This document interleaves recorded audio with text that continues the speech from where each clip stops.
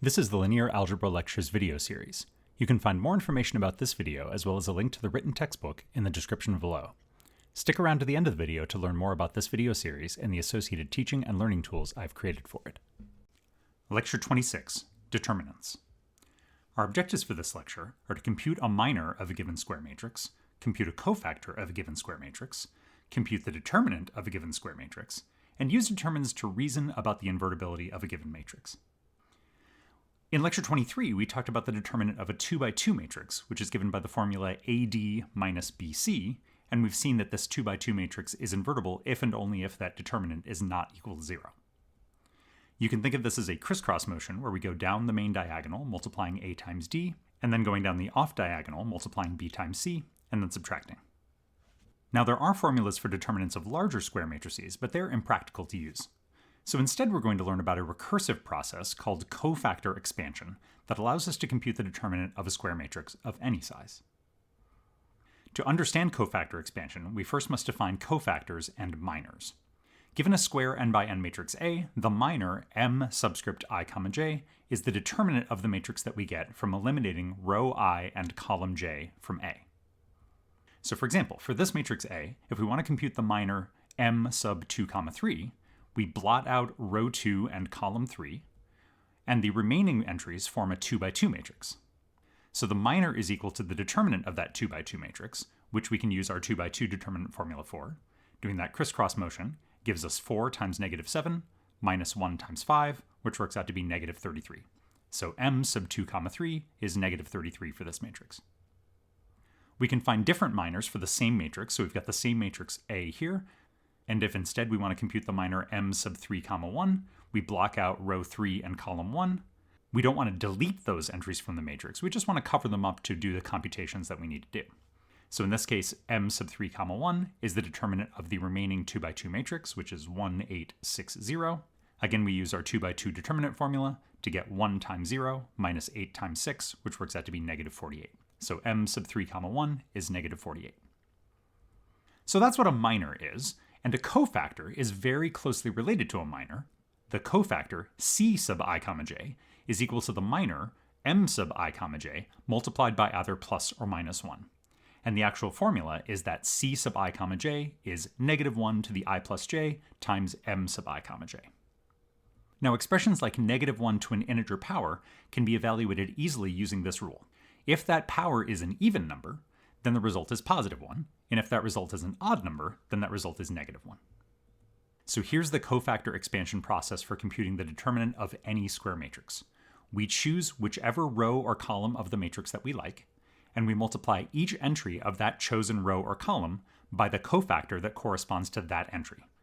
Again, using the formula, c sub I comma j equals negative 1 to the I plus j times m sub I comma j.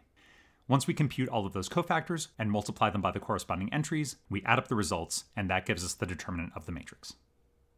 So let's look at this example. So here we have a 3 by 3 matrix, and we want to compute its determinant. So we can start by choosing any row or any column of this matrix, and I'll talk a little bit later about how we might make a good choice to save ourselves some work. But for right now, let's just say that we chose column 1. So the formula tells us that we take each entry of that column and multiply by the corresponding cofactor. So the first entry in my column is 3, which is located in row 1, column 1. So the first part of my determinant is 3 times c sub 1 comma 1. The second entry in my column is a 0, which is in row 2, column 1. So the next part of my formula is 0 times c sub 2 comma 1. And the third entry in my column is negative 1, which is in row 3, column 1. And so the third part of my formula is negative 1 times c sub 3 comma 1. So now all we have to do is compute those cofactors. So how do we compute c sub 1 comma 1? Well, that means row 1, column 1, and the formula is that c sub 1 comma 1 is equal to negative 1 to the I plus j, so that's negative 1 to the 1 plus 1, times the minor corresponding to row 1, column 1, and that minor is the determinant of the 2 by 2 matrix that we get by blocking out row 1 and column 1. So that's the determinant of 4, negative 9, 2, 8. Moving down to the next entry of my column, to compute c sub 2 comma 1, we would compute negative 1 to the 2 plus 1 times the minor m sub 2 comma 1. But whatever that cofactor turns out to be, it's getting multiplied by 0. So we actually don't need to worry about computing c sub 2 comma 1. We could compute it if we wanted to, but it's just going to get multiplied by 0, so we don't need to work that one out. Finally, the third entry in my column is negative 1. That's in row 3, column 1. So again, using my formula, it's negative 1 to the 3 plus 1 times the minor m sub 3 comma 1, which is the determinant of the 2 by 2 matrix, negative 1, 5, 4, negative 9. So now we work out those 2 by 2 determinants. We also raise negative 1 to those powers. Negative 1 to the 1 plus 1 is positive 1. Then that next determinant is 4 times 8 minus 2 times negative 9. Moving over, we get negative 1 to the 3 plus 1 is positive 1. And then the determinant is negative 1 times negative 9 minus 5 times 4. When we work all of that out, we get the result 161. So the determinant of the original 3 by 3 matrix is 161. Now the cofactor expansion process tells us that we can start by choosing any row or any column of our matrix. So let's do this same problem again, choosing a different row or column, and verify that we get the exact same result. So let's suppose that we chose row 2. So we proceed in the same way. We take each entry of that row that we chose and multiply it by the corresponding cofactor. 0 times c sub 2 comma 1, because that 0 is in row 2, column 1. 4 times c sub 2 comma 2, plus negative 9 times c sub 2 comma 3. As before, because c sub 2 comma 1 is getting multiplied by 0, we don't need to work out what c sub 2 comma 1 is. For c sub 2 comma 2, we block out row 2 and column 2 of our matrix and find the determinant of the remaining 4 entries and multiply that by negative 1 to the 2 plus 2. And similarly, we use our cofactor formula to compute c sub 2 comma 3. We work out the negative 1 to power expressions, and we work out the 2 by 2 determinants, and when we do all those computations, we get the same result, 161. So it's pretty remarkable that no matter which row or which column we choose, we get the same result. Now, when you're doing determinants by hand, we want to try to find the row or column that has the maximum possible number of zeros. Anytime we have a cofactor multiplied by 0, that's going to save us some work because that's a cofactor that we don't need to compute. This is especially important for larger matrices, as we're going to see in the next example. Now, if you have extra time and you want to check your answer, you can do the problem again, choosing a different row or a different column and making sure that you get the same answer. Now, if we're using technology, on the TI calculator, the determinant command is number 1 in the math submenu. So we enter our matrix as normal, go to number 1 in that submenu, and compute our determinant. In Wolfram, the command is det with a capital D. Don't forget to use square brackets and enter your matrix as normal. So how about this 4 by 4 matrix? Again, the process tells us that we can choose whichever row or whichever column we like. So let's try to find the row or column that has the maximum possible number of zeros. Row 1 is a good choice because that row has 2 zeros. Column 2 is a bad choice because that column doesn't have any zeros. But column 3 is the best choice because that's the only choice here that gives us 3 zeros out of our 4 entries. So working out our formula, the determinant is equal to 0 times c sub 1 comma 3 plus 0 times c sub 2 comma 3 plus negative 5 times c sub 3 comma 3 plus 0 times c sub 4 comma 3. 3 of those cofactors we don't need to worry about, so we just need to worry about c sub 3 comma 3. So we block out row 3 and column 3 of our 4 by 4 matrix, which gives us an expression involving the determinant of the remaining 3 by 3 matrix. So now, just like before, we need to again choose a row or a column of this 3 by 3 matrix to work out the determinant. We look for the row or column that has the maximum number of zeros. There's a lot of good choices here. We can't do better than one single zero, so let's just go ahead and use row 1 here. So when we work that out, we get 0 times c sub 1 comma 1 plus 4 times c sub 1 comma 2 plus negative 7 times c sub 1 comma 3. The notation is slightly ambiguous here, but hopefully it's clear that these cofactors refer to cofactors of the 3 by 3 matrix that we're working on, not the original 4 by 4 matrix.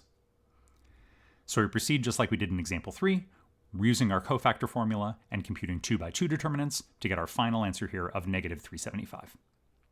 If you'd like to, go back to the original 4 by 4 matrix, choose a different row or column, and make sure that you get the answer negative 375. Now, there's certain matrices for which the determinant is actually much easier to compute, and those matrices are called triangular matrices. So what's a triangular matrix? So a square matrix is triangular if all of the entries that are either above or below that main diagonal are 0. If the zeros all lie below the main diagonal, we call that matrix upper triangular because all of the non-zero stuff is above the main diagonal. And if the zeros are above the main diagonal, where all the non-zero stuff is below the main diagonal, we call that kind of matrix lower triangular. So it turns out that the determinant of a triangular matrix is simply the product of the diagonal entries. We don't need to do cofactor expansion, we don't need to do any of that stuff. We can just multiply all of the entries that are on the diagonal. So why is that true? Well, let's imagine that we did do cofactor expansion on this matrix. What would happen? Well, the best choice for a row or a column here is either the first column or the last row. And since it doesn't matter what we choose, let's go ahead and choose that first column. So the only cofactor that we actually need to compute is cofactor c sub 1 comma 1. That's equal to -1 to the 1 plus 1 times the determinant of the matrix that we get by crossing out row 1 and column 1. Now -1 to the 1 plus 1 is just 1, and that matrix that we get by crossing out row 1 and column 1 is upper triangular just like the original matrix. So again, let's choose column 1. Again, we get a sub 2 comma 2 times the determinant of the remaining matrix, which is again upper triangular. So we can keep going in this way, and all we're going to be doing is multiplying by those diagonal entries. And so as I said before, the determinant is just going to be a11 times a22 times, all the way up through a(n). So if we get a matrix like this and we're asked to compute the determinant, we want to pause for a second and recognize that this matrix is triangular. We don't want to jump right into a cofactor expansion, especially not with a 5 by 5 matrix like this. If we don't recognize that this is a triangular matrix and that there's a shortcut, we can end up wasting a lot of time doing a lot of computations. But because this is a triangular matrix, all we have to do is multiply the diagonal entries, so we get 3 times -2 times 2 times 5 times -1, which works out to be 60. Now, determinants have some nice properties. We've already seen this first fact for 2 by 2 matrices, which is that the square matrix A is invertible if and only if its determinant is not 0. What's also true is that for a square matrix A, the matrix and its transpose have the same determinant. Another surprising fact about determinants is that if you multiply 2 matrices, the determinant of the product is the product of the determinants. So the determinant of A times B is equal to the determinant of A times the determinant of B. Going forward, we're going to take all of these facts as given, but if you're curious as to why these facts are true, you can look in the description for a link to Supplemental Lecture 26b, where I go through some explanations for why these properties work.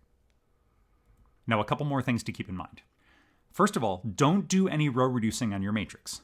If you do even a single row reduction operation, you can change the determinant of your matrix. You'll actually see specifically how the determinant changes with row reduction if you watch Lecture 26b. We've also seen from what we talked about on the previous slide that we have a new way of determining whether a matrix is invertible. A matrix A is invertible if and only if its determinant is not 0. And soon we're going to see an expanded version of the invertible matrix theorem that we talked about in the previous lecture that includes this and other facts. Thanks for watching this video lecture. You can find links to the other videos in this series and to the written textbook in the description below. If you're an instructor, you can contact me for more information about the over 300 online linear algebra homework problems that I've created for the free My Open Math platform.